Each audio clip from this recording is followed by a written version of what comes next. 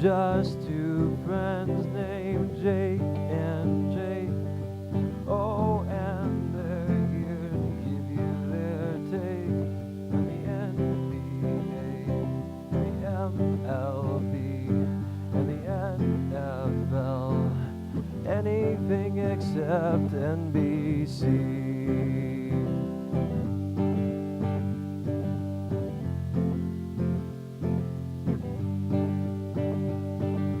Who will show up as a guest? Well, that's just yet anyone's guess. So prepare yourself for the fun and laughs from the guys. It's almost live here on the interweb.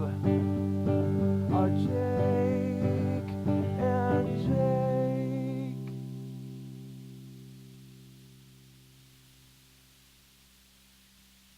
Hello everyone and welcome to episode 8 of the Jake and Jake Show. I am Jake P, here to bring you another solo show this week. So unlike yesterday where I really had nothing to talk about the day before, I have probably way too much to say only about a lot of things happen. But there's essentially only two things I want to talk about. And both baseball related. So before we start with the baseball stuff that I want to get to, I'm going to tell you that the Blackhawks lost to the Flyers yesterday in overtime 4-3. Now, in yesterday's show, I predicted that the Flyers would win a close game. Pretty good hockey, I would say. I really couldn't tell you how good, because I have nothing from my knowledge to compare it to, but it was, I would say they're going to be a good game. Before we get to the two baseball topics I want to talk about, just because I'm a Cubs fan, I have to tell you, yesterday's game was washed out, so Carlos and Brown's return to the rotation will be happening tomorrow night in Houston rather than in Pittsburgh. And if you are a Cubs fan, the game will be made up next Monday afternoon at 11:35 Central Standard Time. Okay, so there's two storylines yesterday. One that occurred right when I was trying to upload yesterday's episode, which failed due to the internet problems. But as soon as that moment, I knew we were going to be able to talk about. We're going to definitely be talking about that today. And then another story happened last night. One that pretty much is, because of what happened, has taken away from Ken Griffey Jr.'s retirement announcement yesterday. So I'm going to give Ken Griffey Jr. his dues and give him the leading story out of the two stories today, because he deserves it. So the 40-year-old junior, after 22 years in the MLB, is calling it quits throughout this, about a quarter of the season and maybe a little bit more. Actually, it's definitely a little bit more than a quarter. It's probably about a third now, but either way, he's hanging his cleats up, taking the sweetest swing in baseball away from us. He's only been batting about, it's under 150, I think. I'm pretty sure it's like around 136 or so is what he was batting. So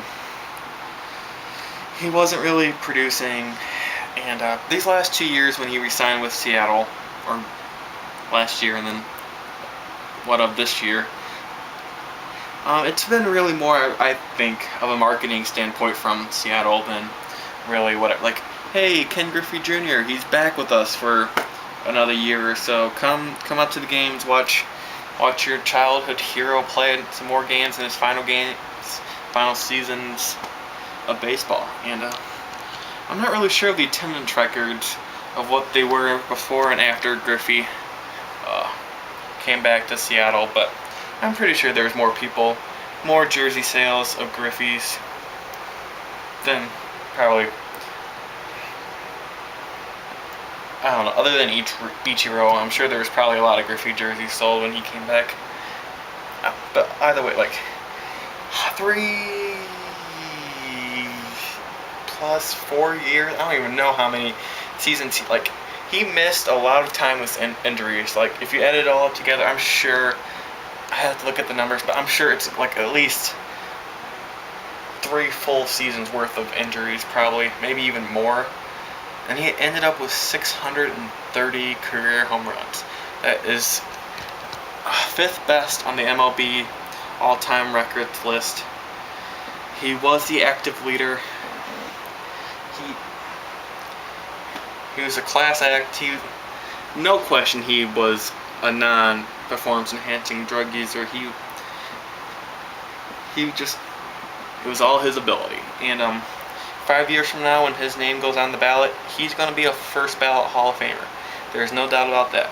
But I will tell you this: if there is anyone that does not vote for him on the first ballot to get into the Hall of Fame, they need to lose their voting rights from the Writers Association that can cast the ballots.